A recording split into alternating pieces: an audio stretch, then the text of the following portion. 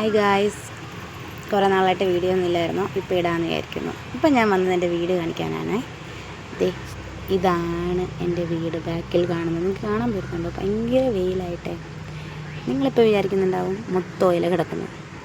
ഇലയെന്ന് വെച്ചാൽ ചുറ്റും മരങ്ങളാണ് കേട്ടോ. അതുകൊണ്ട് ഇങ്ങനെ വീണുകൊണ്ടിരിക്കും. എത്ര തൂത്താലും ഇത്രയും മിറ്റം തൂത്തെടുക്കണം. എൻ്റെ ഫ്രണ്ടിൽ എൻ്റെ മോളിരുന്ന് കളിക്കുക കേട്ടോ.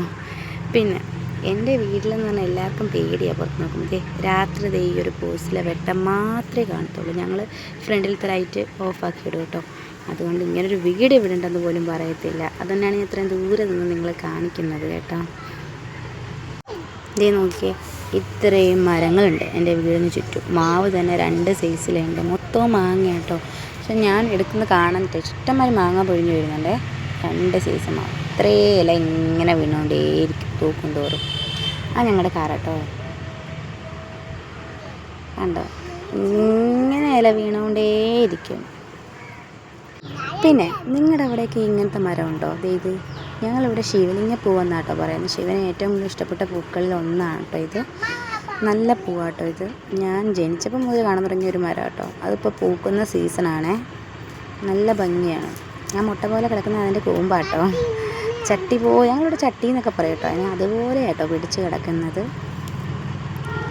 പിന്നെ അതിന് താഴെ കുറേ ചെടികളൊക്കെ ഉണ്ട്.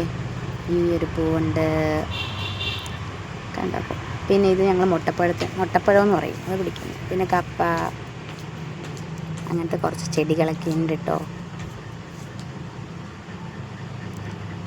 പിന്നെ ഇതാണ് കേട്ടോ ഇതിൻ്റെ കൂമ്പ് വിരിഞ്ഞുണ്ടാകുന്ന പൂവാണിത്. ഇത് ഇഷ്ടമാതിരി ഇങ്ങനെ പിടിച്ച് കിടക്കും. നിങ്ങൾക്ക് ഈ പൂ കാണുമ്പോൾ എന്തെങ്കിലും തോന്നുന്നുണ്ടോ?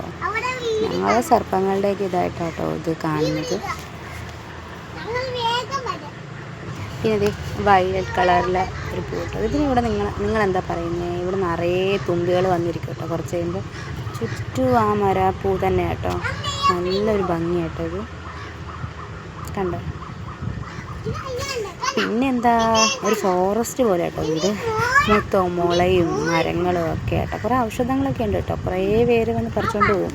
നമുക്കറിയാൻ വയ്യാത്ത മരുന്നുകളൊക്കെ ആയിരിക്കും പറിച്ചുകൊണ്ട് പോകുന്നത്.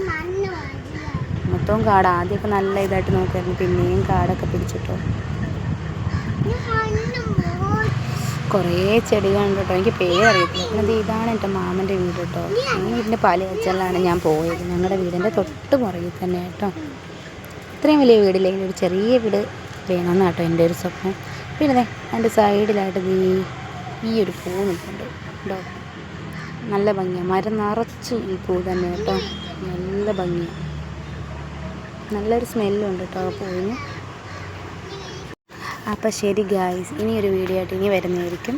എൻ്റെ വീടിൻ്റെ ഉള്ളിലത്തെ എല്ലാം ഞാൻ ഇച്ചിരി വൃത്തിയാക്കിയിട്ടൊക്കെ നിങ്ങൾക്ക് കാണിച്ചു തരാം കേട്ടോ. അത് അടുത്ത വീഡിയോയിൽ ഞാൻ പറഞ്ഞുതരാം. അതുവരെ ടാറ്റാ.